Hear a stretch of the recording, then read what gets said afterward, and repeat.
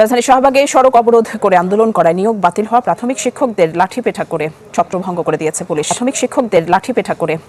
করে দিয়েছে পুলিশ। ছোড়া হয় জলকামান, সাউন্ড গ্রেনেড ও টিয়ারশেল। 2 ঘন্টারও বেশি সময় ধরে পুলিশের সাথে হয় ধস্তাধস্তি। এক পর্যায়ে আন্দোলনকারী বেশ কয়েকজন শিক্ষককে হেফাজতে নেয় পুলিশ। নিয়োগের দাবিতে শাহবাগ মোড় অবরোধ করা প্রাথমিক সহকারী শিক্ষকদের উপর চড়াও পুলিশ। রোববার দুপুরে পুলিশ রাস্তা থেকে সরে যাওয়ার অনুরোধ করলেও অনড় থাকে আন্দোলনকারীরা। এক পর্যায়ে জলকামান ও সাউন্ড গ্রেনেড ছোড়ে পুলিশ। তাতেও শিক্ষকরা সড়ক না ছাড়াই করা হয় লাঠিপেটা। আন্দোলনকারীদের কোনোভাবেই থামাতে না পেরে টিয়ারশেলও নিক্ষেপ করে পুলিশ। এক পর্যায়ে পুলিশের সাথে দফায় দফায় হাতাহাতিতে জড়ায় আন্দোলনকারী শিক্ষকরা। আহত হয় বেশ কয়েকজন।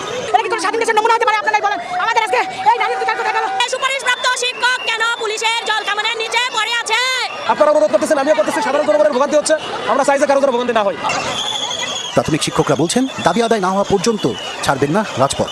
আমাদের অধিকার দিয়ে, সম্মান দিয়ে আমাদের সম্মান কেড়ে নেওয়া হয়েছে। আমাদের যে যোগদানের যে দাবি, এই দাবি না হওয়া পর্যন্ত আমরা আমাদের স্থান ত্যাগ করব না।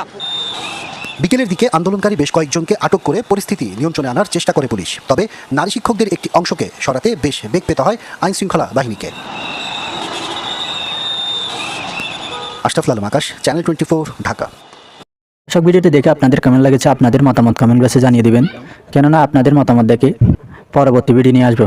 ভিডিওটি আজকের মতো শেষ করলাম, দেখা হবে পরবর্তী ভিডিওতে।